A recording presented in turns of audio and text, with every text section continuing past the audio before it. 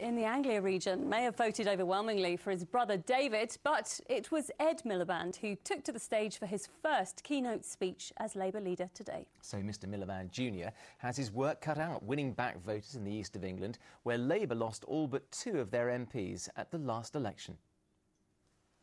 The new generation is not simply defined by age, but by attitudes and ideals. And there is a defining difference between us and David Cameron, and that is optimism.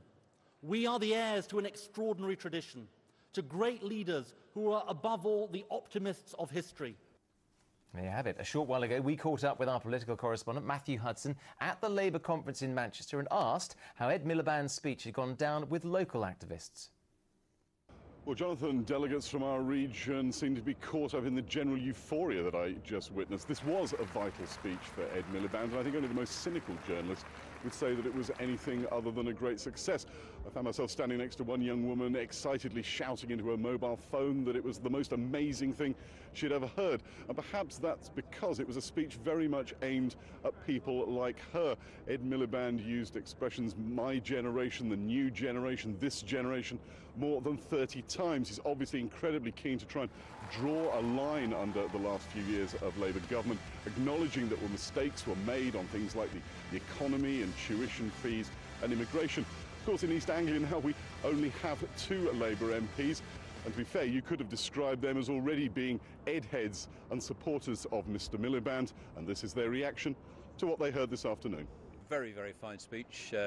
First speech I've enjoyed for about 20 years. Fantastic. And I think we've been looking at the next Prime Minister of Britain.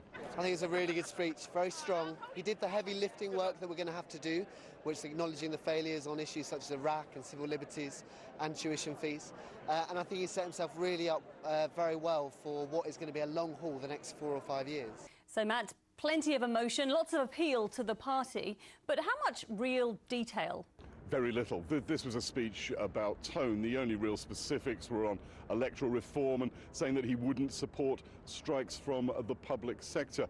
Of course, he'll be biding his time, even once he has his shadow cabinet around him. For instance, if Ed Miliband thinks tuition fees are wrong, he'll need time to go away and formulate a replacement that he thinks will be successful. And he has to walk a fine line between attracting back voters in regions like our own, where, let's face it, Labour were pretty much annihilated at the last election, and keeping on board the older activists in places like Waveney and Stevenage, who may not have wanted him as leader, and have to be fair, just heard themselves rather dismissed as being the old generation.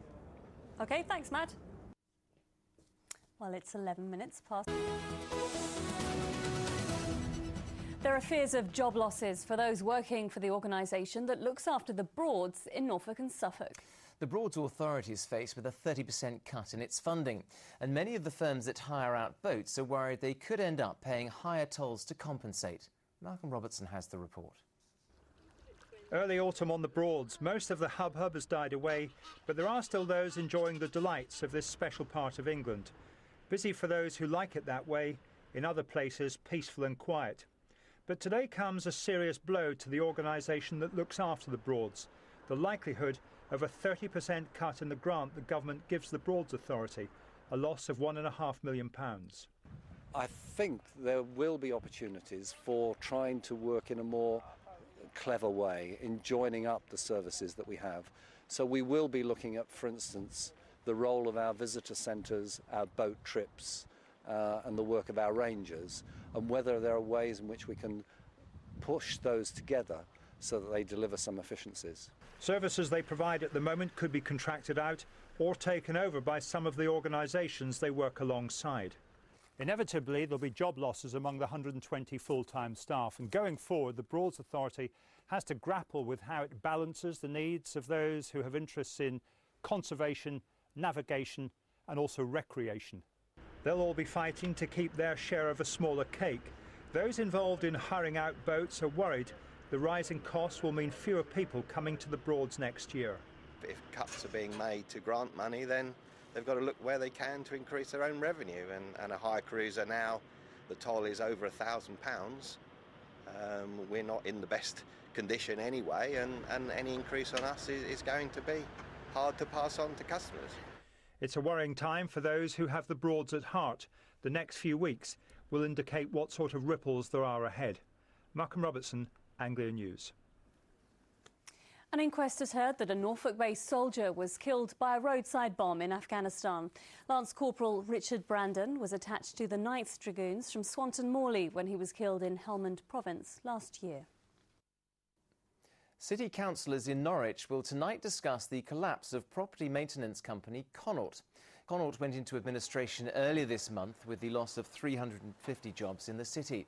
The Labour-run council is expected to come under pressure to take services back under its control. Passengers flying from Stansted Airport to Spain face travel chaos tomorrow as Spanish workers go on a 24-hour strike. Many flights have been cancelled and long delays are expected. Ryanair say they'll operate hand luggage-only flights to try to beat the walkout. Passengers are advised to check with their airline before they leave for the airport. Now, the only pair of sun bears in an English zoo are now settling into their new home in Colchester. Shayra and Jojo were rescued from certain death in Cambodia by the Rare Species Conservation Centre. Now the zoo's trying to raise money to make their enclosure more permanent. Laura Burns reports. They're the smallest of all the bear species. Even on tiptoes, few reach more than 4 feet. The taller one is Jojo, who was kept for amusement in a Cambodian bar. Little Shayra found with pneumonia as a motherless cub. Both saved from certain death. They don't seem to show any great signs of trauma, although they've obviously had a very difficult start to their lives. What we have to do is to make sure that we take the very best care of them now that they are here and with us. With their soft skin and yellow crescents, they were the star of the show. But in the Far East, many bears are kept in cages, with their bile used for Chinese medicine. Some children crawled inside a cage to find out more.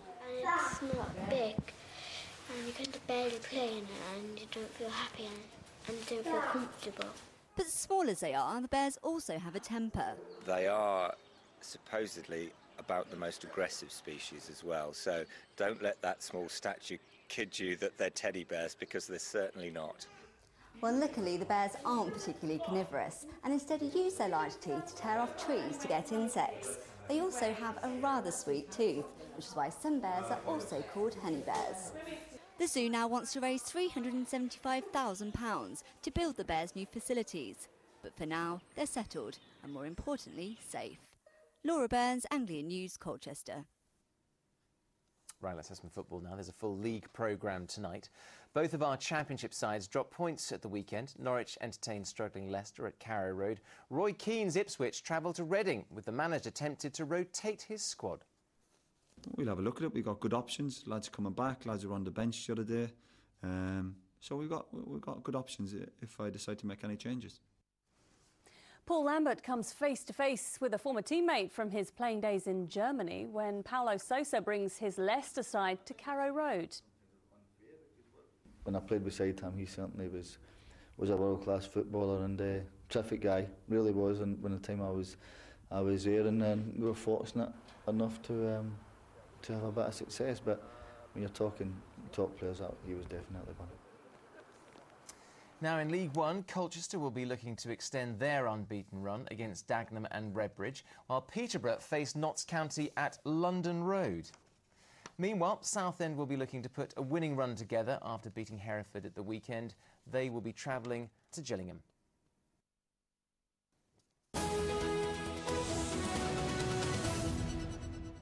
A former SAS